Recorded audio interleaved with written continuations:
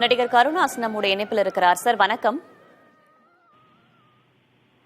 திரு கருணாஸ் இணைப்பில் இருக்கீங்க. வணக்கம். வணக்கம்.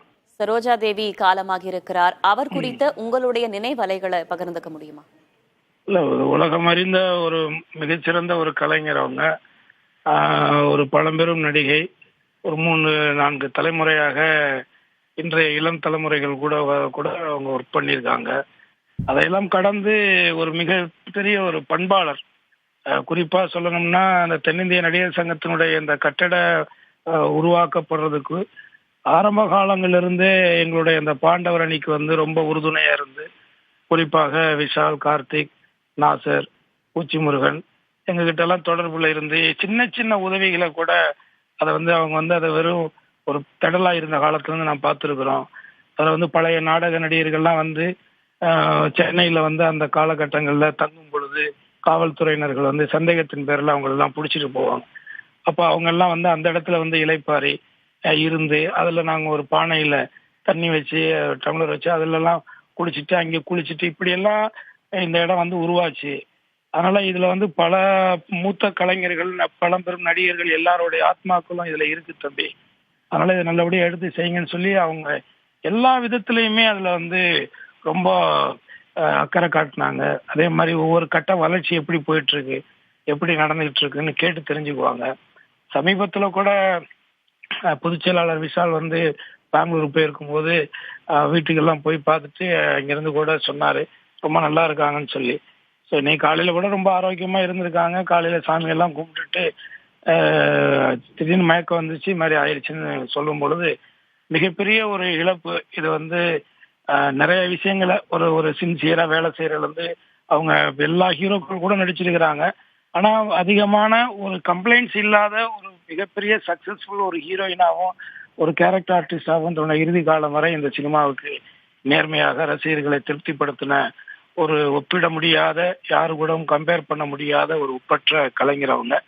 அவங்களுடைய மரணம் என்பது ஒட்டுமொத்த இந்திய சினிமாவுக்கே ஒரு மிகப்பெரிய இழப்பு. அவருடைய குடும்பத்தாருக்கும் ஒட்டுமொத்த அவர் சார்ந்த ரசிகர்களுக்கும் ஒட்டுமொத்த கலைஞர்கள் சார்பாக, குறிப்பாக தென்னிந்திய நடிகர் சங்கம் மற்றும் நாடக கலைஞர்கள் சார்பாக, என்னுடைய குடும்பத்தின் சார்பாகவும் என்னுடைய ஆழ்ந்த இரங்கலையும் அவருடைய ஆத்மா இறைவனடி சாந்தியடைய எல்லாம் வல்ல இறைவனை நான் வேண்டிக்கிறேன். தனிப்பட்ட முறையில் அவரை தெரியும் என்பதன் அடிப்படையில திரைக்கலைஞர் என்பதை தாண்டி வேறு எந்த குணத்தை அவரிடம் பார்த்து வியந்திருக்கிறீர்கள் திரு கருணாஸ்? அதாவது இப்போ ஒரு வழக்கமா பாத்தீங்கன்னா இவங்க எல்லாம் ஒரு பிளாக் அண்ட் ஒயிட் காலத்துல சினிமாவில் இருக்காங்க. இன்னைக்கு சினிமா நம்ம வெளியில வெளிப்புற படப்பிடிப்பெல்லாம் நடத்துறோம். இன்னைக்கு நிறைய மக்கள் ஷூட்டிங் வேடிக்கை பாக்குறாங்க, கலைஞர்களை நேருக்கு நேராக பாக்குறாங்க. ஆனா அன்றைய காலகட்டங்கள் அப்படி கிடையாது, ரொம்ப ரேர். ஆனா அப்படி ஒரு புகழின் உச்சத்தில் இருக்கக்கூடிய ஒரு நடிகையா இருந்தாலும் கூட புதுசா நடிச்சு இப்ப நான் தான் இப்போ இந்த ஹீரோயின், இப்ப நான் தான் இந்த படத்தை நடிச்சிருக்கேன், நான் ஒரு காமெடியன், நான் தான் லொடுக்கு பாண்டின்னு சொன்னா கூட அவ்வளோ அன்பா அவங்கள இது பண்ணி என்கரேஜ் பண்ணி ரொம்ப நல்லது. நம்ம நினைப்போம் அவங்களாம் நம்மளாம் எங்கேயும் கவனிச்சிருக்க போறாங்க, எங்கேயும் அவங்க நம்மளை பார்த்துருக்க போறாங்க. அவங்க சொல்லுவாங்க இந்த படத்துல ரொம்ப நல்லா பண்ணியிருந்தேன், இதுல சூப்பர்.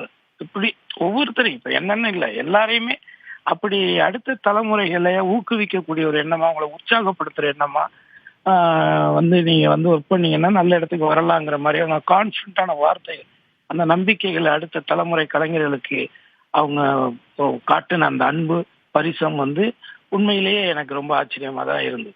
அதை கண்கூட நிறைய முறை பார்த்துருக்கிறேன்.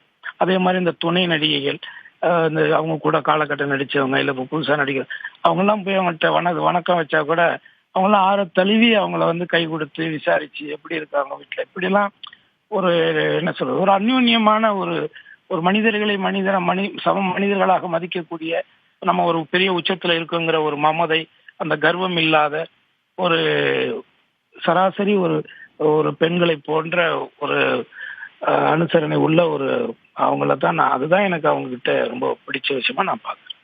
பாண்டவரணி சார்பாக பலமுறை அவரை சந்தித்திருப்பீர்கள். அதுல ஏதாவது மறக்க முடியாத உரையாடலை பகிர்ந்து கொள்ள முடியுமா? உரையாடல் மீன்ஸ் இதுதான் நான் உங்கள்கிட்ட சொன்னதான், அந்த தென்னிந்திய நடிகர் சங்கம் என்பது எம்ஜிஆர் அவங்க காலத்திலிருந்து, சிவாஜி சார் காலத்திலிருந்து, SSR உடைய காலங்கள்ல இருந்து, இப்படி இப்போ மனோகர் அவர் காலத்திலிருந்து, இப்படி பல பேர் ராமசாமி நாடக நடிகர்ல இருந்து பல பேர் இதுக்கு உழைச்சிருக்காங்க. உழைச்சி உருவாக்குற பல பெரிய நடிகர்களுடைய ராமசாமியில இருந்து எல்லாருடைய ஆத்மாக்களும் அதுக்குள்ள இருக்கு.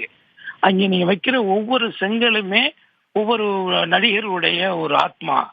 அந்த உணர்வோட நீங்க பண்ணுங்க. இதுல வழக்கு கேஸ் எது நடந்தாலும் அந்த ஆத்மாக்கள் உங்களை வழி நடத்தி இதை நல்லபடியா கொண்டு வந்துடும் அப்படிங்கிறது அவங்களுடைய ஆவல். இன்னும் சொல்ல போனா அந்த கட்டட திறப்பு விழாவுக்கு கட்டாயம் நான் கலந்துக்குவேங்கிற அளவுக்கு அவங்க ஒரு நம்பிக்கையோட அவங்க சொன்னாங்க. அதை பார்க்கணும்னு சந்தோஷப்படணும்னு நினைச்சாங்க. ஏன்னா அவங்க எல்லாம் அந்த இடத்த வெறும் தரையாவே பார்த்துருக்குறாங்க. ஸோ அப்போ அதுக்கு அடுத்து ஒரு காலகட்டத்தில் அது மண்டபங்கள் சிவாஜி சார் கட்டப்பட்ட காலங்கள்ல அதுலலாம் கலந்துருக்காங்க. ஸோ அங்கே இப்போ புரட்சித் தலைவர் எம்ஜிஆர் அவர்கள் பொறுப்பில் இருந்த காலங்கள்லையும் அந்த நிகழ்ச்சிகள்லாம் கலந்துருக்கிறாங்க. ஸோ அப்பேற்பட்டவங்க அங்கே அந்த கட்டடம் உருவாகிறத விசாரிச்சு அந்த கட்டடத்தில் இருக்கக்கூடிய ஒவ்வொரு செங்கலுமே ஒவ்வொரு பழம்பெரும் நடிகருடைய, நாடக நடிகருடைய, சினிமா நடிகருடைய ஆத்மாக்கள் அப்படின்னு சொல்லி எங்களை வழி நடத்தினாங்க. அதோட திறப்பு விழாவில் கலந்துக்கணும்னு ஆசைப்பட்டாங்க. அது நடக்காம போயிடுச்சுங்கிறது வருத்தம் தான். திரைக்கலைஞர்கள் அனைவரும் நன்றாக இருக்க வேண்டும் என்ற முன்னெடுப்பும் கொண்டவர் அப்படின்னு சொல்லியிருக்கீங்க. இணைப்பில் வந்தமைக்கு நன்றி திரு கருணாஸ்.